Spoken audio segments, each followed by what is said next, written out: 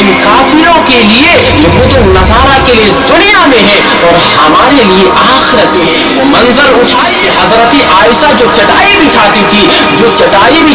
جو بستر بچھاتی تھی، بس ایک رات انہوں نے وہ دوہرا کر دیا، ڈبل کر دیا کہ رسول صلی اللہ علیہ وسلم جس چٹائی پر سوئے،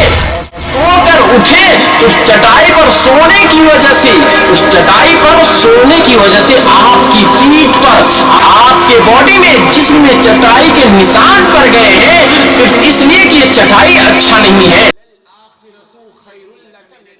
اے محمد صلی اللہ علیہ وسلم، آپ کے لیے آخرت کی زندگی دنیا کی زندگی سے بہتر ہے۔ اے محمد، آپ کے لیے آخرت کی زندگی دنیا کی زندگی سے بہتر ہے۔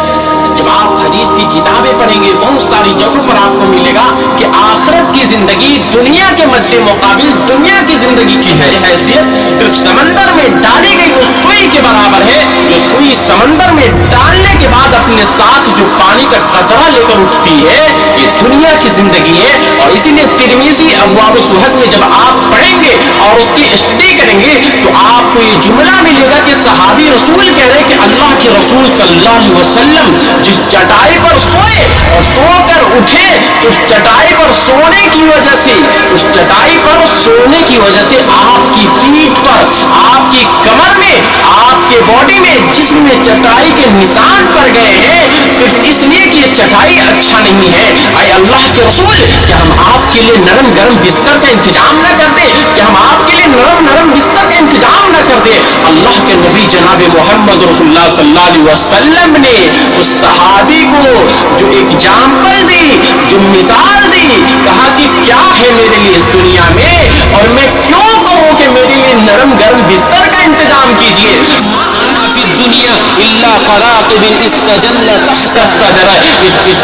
میں میں اس مسافر کی طرح ہوں جو مسافر سفر کی تھکاوٹ کی وجہ سے پریشان ہو کر کسی سائے دار درخت کے نیچے جا کر آرام کرنے لگتا ہے، سستانے لگتا ہے، اور آرام کر لینے کے بعد اپنی سواری کو اٹھاتا ہے اور چل دیتا ہے، کیونکہ اس کا اصل مسکن نہیں ہے، اصل جگہ نہیں ہے۔ اپنی سواری کو اٹھایا اور چل دیا، آگے بڑھ گیا۔ جس طریقے سے وہ مسافر ہمیشہ کے لیے اس سائے دار درخت کے نیچے بیٹھا نہیں رہتا، اسی طریقے سے ہمیں اس دنیا میں نہیں رہنا ہے۔ میں اس دنیا میں اس مسافر کی طرح ہوں، جیسے اس مسافر کو جانا ہوتا ہے مجھے بھی اس دنیا سے جانا ہے۔ بلکہ ایک حدیث کے اندر آپ غور کریں گے، بلکہ ایک حدیث کے اندر تو اللہ کے نبی جناب محمد رسول اللہ صلی اللہ علیہ وسلم نے جو حضرت عمر فاروق کو جو جواب دیا تھا، جب حضرت عمر فاروق نے کہا تھا اے اللہ کے نبی، یہود و نصارہ تو نرم گرم بستروں پر سویا کرتے ہیں اور ہمارا نبی،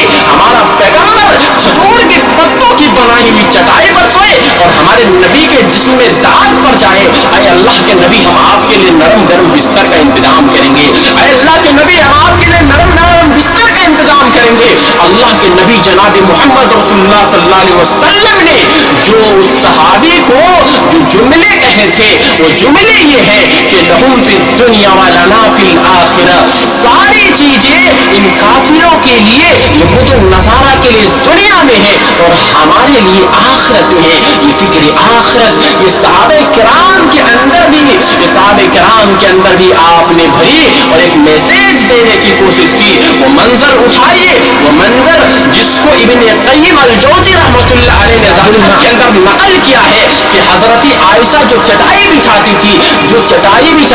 بستر بچھاتی تھی، بس ایک رات انہوں نے دوہرا کر دیا، ڈبل کر دیا۔ جب انہوں نے ایک رات کو ڈبل کر دیا، جب اللہ کے نبی صلی اللہ علیہ وسلم کی آنکھ کھلی فجر میں اور تہجد میں نہ آنکھ کھل سکی، جب اللہ کے نبی صلی اللہ علیہ وسلم فجر کی نماز پڑھنے کے بعد آئے، کہا اے عائشہ آج بڑی اچھی نیند آئی ہے، اے عائشہ میری تہجد کی نماز چھوٹ گئی ہے، اے عائشہ تم نے کون سا بستر بچھایا تھا کہ مجھے اتنی اچھی نیند آ گئی اور میں تہجد کی نماز نہ پڑھ سکا؟ اے عائشہ تم نے کون سا بستر بچھایا تھا؟ عائشہ نے کہا اے اللہ کے نبی کوئی نئی چیز نہیں تھی، بس فرق اتنا تھا کہ میں نے اس کو دوہرا کر دیا، ڈبل کر دیا، کیونکہ جب اس چٹائی پر میں نے لیٹ کر دیکھی تو چبھ رہا تھا، اس لیے اے اللہ کے نبی میں اس چٹائی کو نرم کرنے کے لیے میں نے دوہرا کر دیا۔ اللہ کے نبی صلی اللہ علیہ وسلم نے ڈانٹتے ہوئے کہا اے عائشہ